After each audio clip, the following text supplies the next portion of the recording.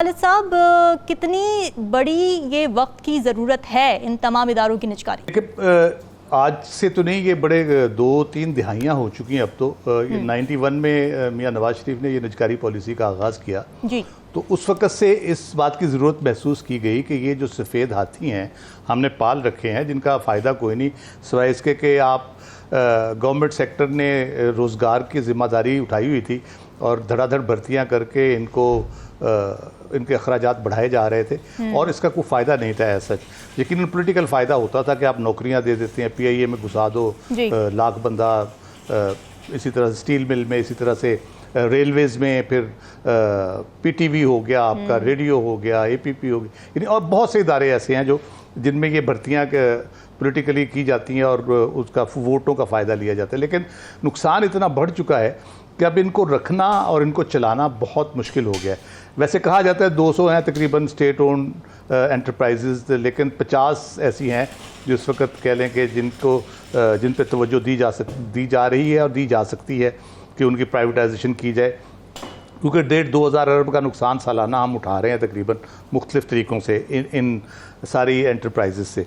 और उसमें सबसे बड़ा जो आपका है वो PIA और रेलवे आप कह लें कि वो फिर स्टील मिल उसमें आती है।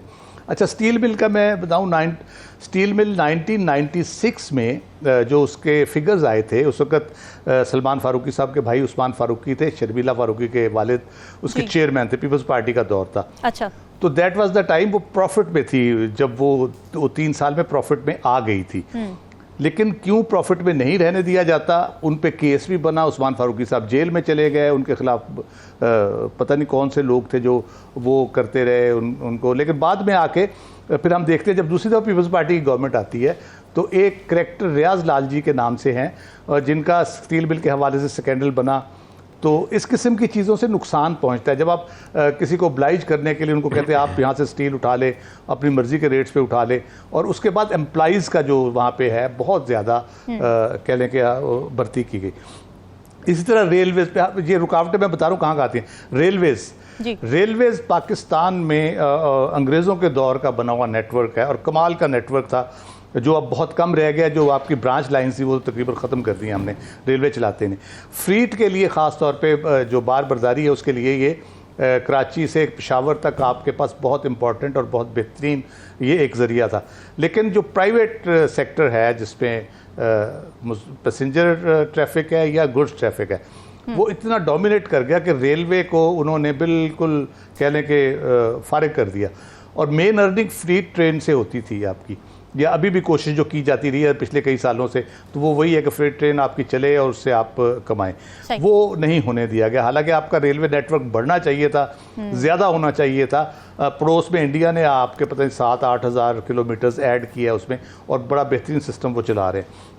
हमने इसको तबाह बर्बाद करके रख दिया अपने स्टेट ओन इस एंटरप्राइज़ को, जो बहुत प्रॉफिटेबल भी थी और सस्ते सफ़र के लिए भी बहुत अच्छी थी, आम लोगों के लिए, ट्रैवलिंग के लिए।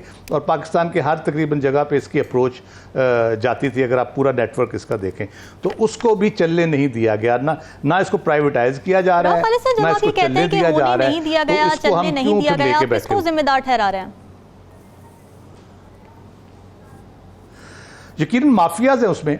मसलन जो सड़कों और मोटरवेज का एक कॉन्सेप्ट मियां नवाज शरीफ साहब लेके आए कि जी कम्युनिकेशन मीन्स इसे डेवलप किया जाए, तो वो उस पे बहुत ज़्यादा अखराजात हुए। अच्छा, उसके पीछे वो आपका बस और कार माफिया था, उसके पीछे फिर आपका जो एनर्जी माफिया था जिन्होंने तेल और डीजल बेचना था, वो सारा। ये बहुत कम्प्लेक्स किस्म की सिचुएशन है। जब पहली मोटरवे बन रही थी 90s में, उनके कंसल्टेंट थे यहाँ पे, उनसे मेरा बड़ा अच्छा रब्ता था। उनको मैंने ये कहा, मैंने कहा जितने पैसे आप इस पे लगा रहे हैं अगर रेलवे पे आप इन्वेस्टमेंट करें तो बहुत अच्छा चल जाएगा।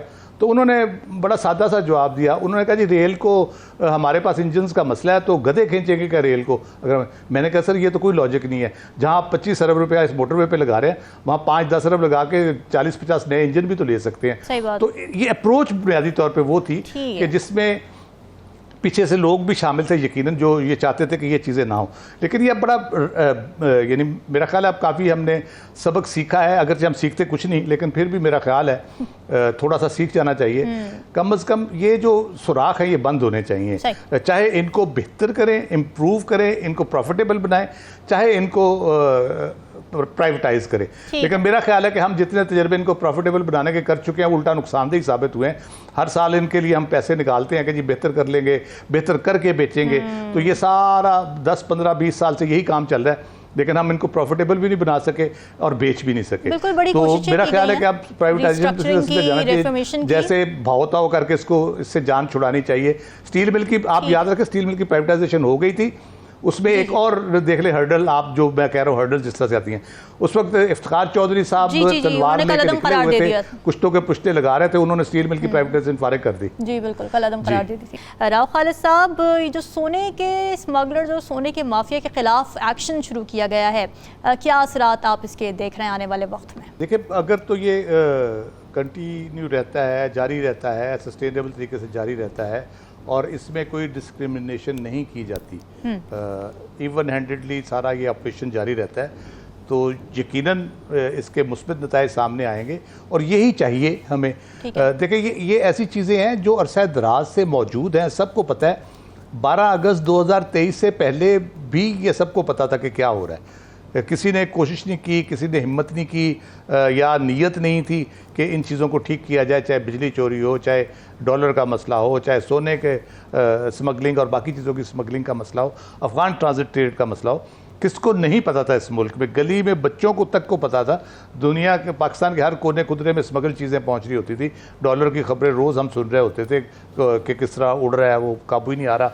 और इसहाक डार साहब हमें रोज़ नया कोई कहानी सुना देते थे। अभी भी वो बाज नहीं आ रहे, अभी भी वो कह रहे हैं कि जी नहीं, वो तो मैं जब कर रहा था तो बीच में कुछ इदारे आ गए इंटरनेशनल और उन्होंने नहीं होने दिया डॉलर को नीचे। तो यदि इस किस्म की जब आपकी अप्रोच हो और लोगों को बेवकूफ़ आप समझे, तो फिर मामला ठीक नहीं होते। आपको अपने तय पूरी काविश करने की ज़रूरत होती है। हमारे यहाँ ये तजर्बे, ये कोशिशें बड़ी सिंसियरली की गई हैं, पहले भी की गई हैं, लेकिन जो एक हम एलीट कैप्चर की जब बात करते हैं ना, जो मैंने कल भी कहा था कि जो एक कह ले कि वो ऑक्टोपस टाइप जो एक वो क्लच किया हुआ है, उसने पूरे आपके निज़ाम को, पॉलिसी मेकिंग को, पावर उनके हाथ में है, वो बेनिफिट्स लेते हैं पूरे इससे, वो यकीनन बाउंस बैक करेंगे। और वही वो मरहला होता है जब इन चीज़ों पे आपको अपने विल दिखानी होती है, स्टेट को अपनी विल एक्सरसाइज करनी होती है। तो उस मरहले से अगर हम कामयाबी से गुजरेंगे तो ये मामला ठीक हो जाएंगे। पोटेंशियल बहुत है पाकिस्तान का, बहुत कुछ हम कर सकते हैं, हमारे पास हर किस्म के रिसोर्सेज मौजूद हैं, ह्यूमन रिसोर्स से लेके मिनरल रिसोर्स से लेके एग्रीकल्चर सेक्टर में हमारे, और अदरवाइज़ पोर्ट्स हमारे पास है, हमारे पास कम्युनिकेशन सिस्टम बेहतरीन है, इंटरनेट के करे उसके दुनिया के बेहतरीन मुल्कों में आता है। कल मैं वो मेरा थोड़ा सा स्टैट्स ख़राब हो गए थे। पाकिस्तान दूध पैदा करने वाला तीसरा बड़ा मुल्क है, कॉटन पैदा करने वाला छठा बड़ा मुल्क है, और गंदम इसी तरह से पाकिस्तान यानी उन मुल्कों में आता है जो बड़े पैदावार करने वाले मुल्कों में से है।